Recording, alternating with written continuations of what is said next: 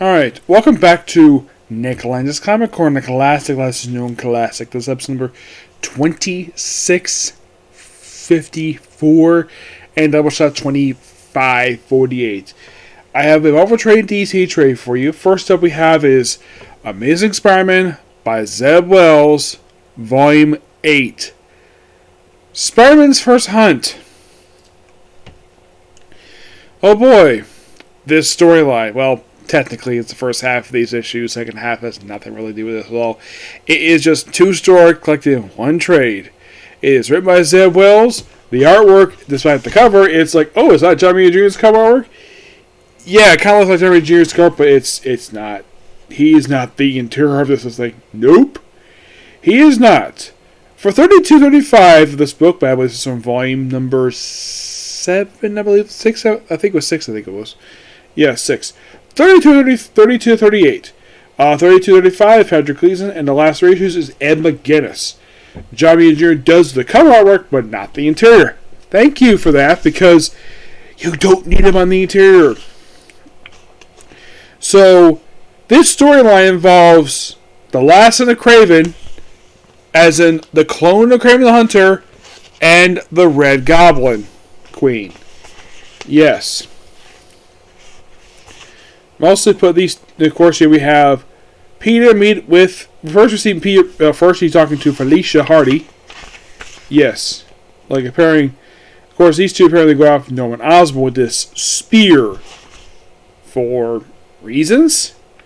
And they meet with Michelle, they chat about the wedding. It's interesting the fact that she appears here because this is technically her second only ever appearance as this woman, Michelle. Her last appearance back in issue 30 was actually in the previous issue. After this issue, this woman is never seen again. And right afterwards, then we see where Red Goblin Queen tries to get no one else back being Green Goblin again. So, yeah, so really good character stuff here with Peter and Norman. And of course, they appeared to give back his sins, make back Green Goblin. They try to, and then of course he fights it off, and like, oh, you're King Goblin, and then Spider-Man takes the spear, and then he starts going nuts, where he basically is becoming evil. Yes, let's turn Spider-Man evil for a few issues because of a mystic spear. All because Zeb Wells does not understand. Either he does not understand what Nick Spencer was doing by removing Norman Osborn's sins, and apparently this magical spear head that Kraven the Hunter just happens to have. Where the heck he got this damn thing? Don't know. Because, like I keep mentioning when it comes to this thing, Zeb Wells does not understand. Either he does not understand, or the editor of this book does not understand what Nick Spencer was trying to do for his run. So yeah, and then of course the recreation of Kraven's Last Hunt. We have reproduced by Vermin here. Yes. And then of course, then we have a brief scene here of Randy trying to kill Tombstone. Turns out it's probably Spider-Man. And then of course, here we got Paul. Oh, by the way, Spider-Man gets he's evil here. Let's let Peter ditch his red and blue for the Venom costume, which is, I believe, the first time in a long time he's put this costume on. He beats up Norman, and then somehow kind of snaps him out of it. Not really. Red Goblin is doing her own thing here. And then the story gets wrapped up with 35. With Norman having the spear. Yes, Norman. Yep, so, yeah, and this is kind of a way where MJ kind of shows off her jack powers, and Kraven's like, this is unworthy of you. He fights him.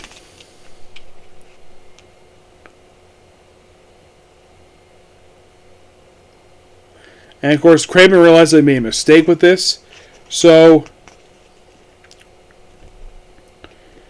then he frees him. Actually, it's Osborn frees him in those sins. Yep, he's back normal.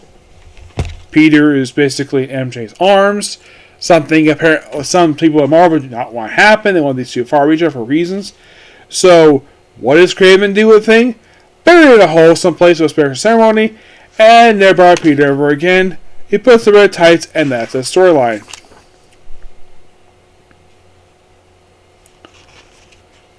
And there's a hint here. Yes, a hint. That possibly Norm may have got back his evil Green Goblin side of himself. Yep, and the next 2 issues involves Reap Reap. Yes, seriously. Yeah, this weird storyline involving this guy. Yep, and of course we have reference here to Dark Web, my friend Tivius, one of his least favorite events last few years. He thinks it's quite stupid.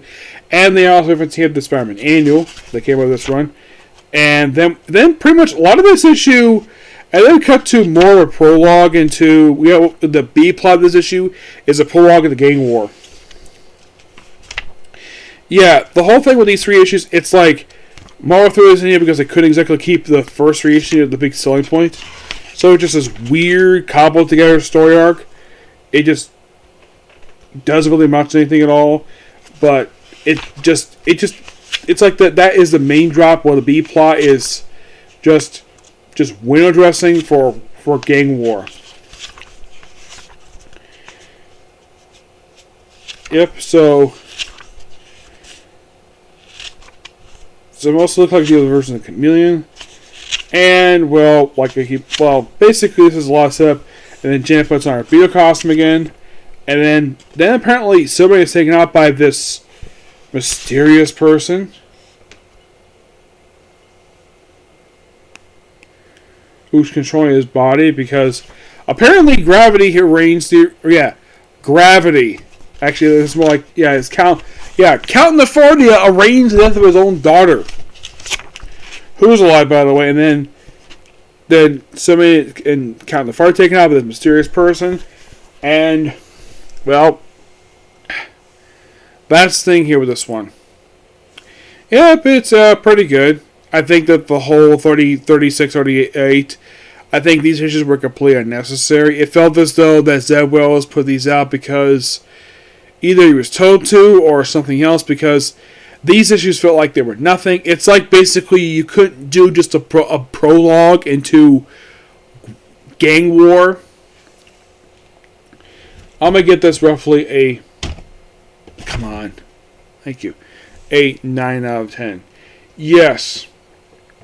The whole first Hunt storyline, I felt as though this is basically Zeb Wells just doing a way of trying to wrap up a couple loose plot threads from Nick Spencer's run, and also doing something with Red Goblin Queen, who is not appearing after this. Because it's like, they had to appear in here because that was their next story arc. This other story arc, they're really nothing with it at all. Yep.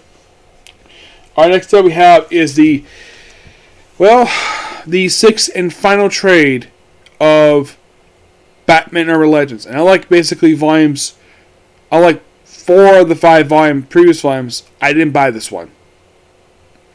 Yep, I got it from the library because this book series is done. Like before, Urban Legends is Cinema put basically a multi-issue story, multi-issue book. It's a mythology book, which in my opinion should be a placement for the Batman Limited series, but who might basically say at DC. Though we have a new book replacing this one, I'll get to that later. We have multiple stories. We have Letterbound by Brant Edison and Will Robinson, the artwork. Castle Arkham on Haunted Wings by Jim Zebb and Max Stewart. The Wheelman of Gotham by Anthony Falcone and Michael Cho, who also does the artwork. Nightwing presenting the director by James Campbell, writing arts. Night Terrors, Tina Howard. And Blake M. Howard. Bell and Bew, Greg Hahn, with Mike Norton artwork.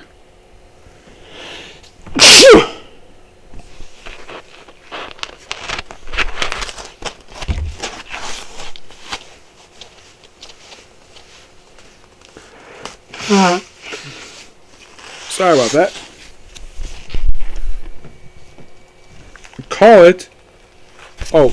Tiny Hands in the Dark. That's Zach Thompson and Howland Sherman in the artwork. Call It Joyous with Mike Jen in the artwork. My Son, Nydia Simmons, and Jonas Lindsay, Survivor's Guilt.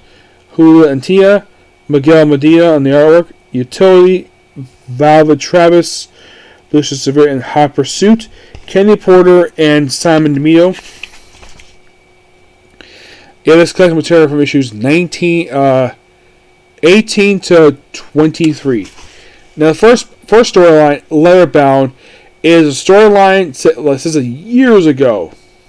Yep. It is mostly but a storyline that involves Killer Croc. Yep. Really interesting. I love also this little nod here to like classic Batman artwork with him holding his cape like that. Yeah. This is a really fun story. I had no problem with the artwork as there was some disease here.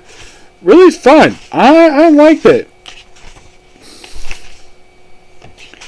Next up we have is Castle Arkham, which is a Elseworld story. Yes, an Elseworld story.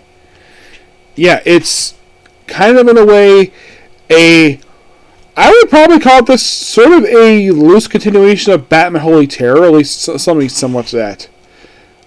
Where it's like medieval times, and it's just a really fun little story arc.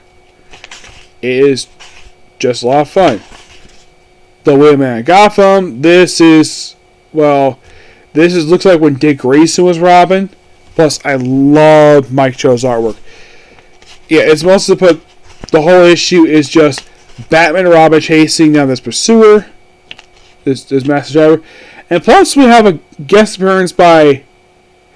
I thought it was Dick Grayson. Nope, it's Tim Drake with Wallace West. Yes.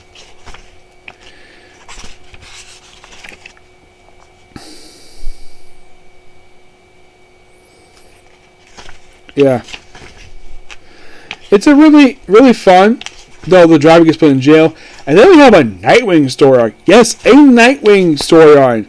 Which I would not be surprised if DC said includes again in a Nightwing trade. It is mostly what Nightwing faces a guy called the Director. This is a quick little two-parter. I think this is the same artwork from the main Nightwing book by Tom Taylor. Plus, the story has a guest appearance here by the Pink Flamingo.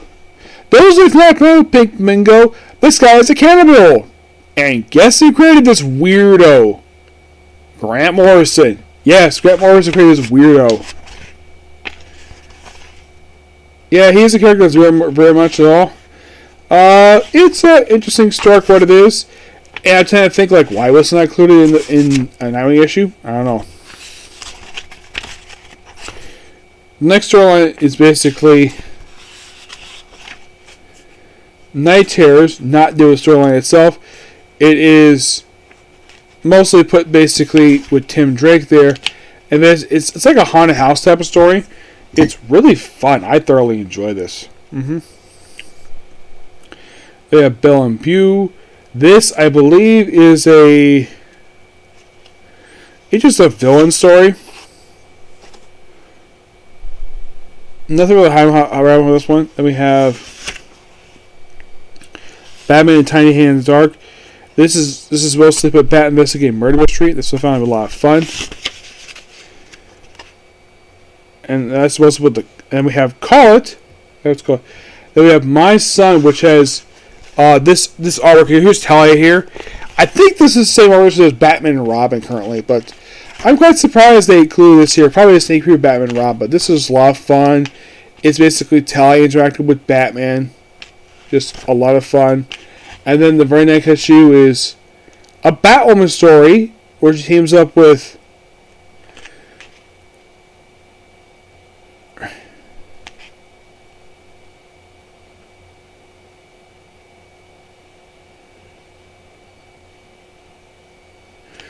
then of course you have Renee Montoya here.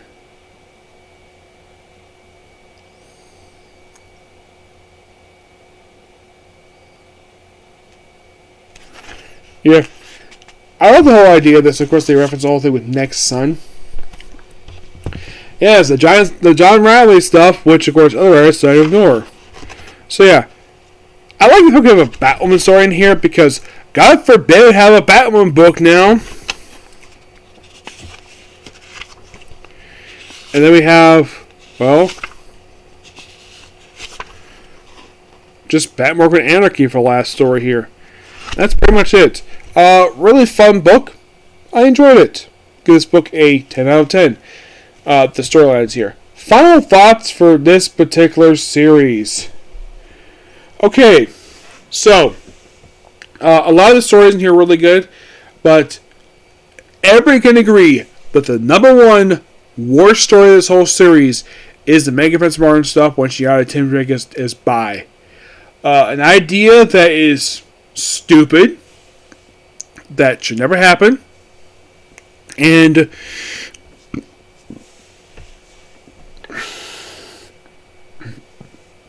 excuse me, that it should also never have a brief ongoing series. The Tim Drake Robin book should never greenlit at all. Like, I don't mind him having a book per se, but not with her as the writer, and continuing whatever stupid idea that book had. But you're thinking, okay, if this was a good book, why did DC end it for? Probably low sales. That's probably the reason why they ended it. It probably wasn't selling too well, because here was the thing. The entire series cost $5 a piece. Like, all the issues were expensive. Yeah, DC was greedy with this one because each issue of this whole book had 4 stories in it. Like, each issue, I think, was ranging like $5 to $7 an issue. And I think that DC must have realized after a while it was not selling very well. So, after issue 23, axed the book.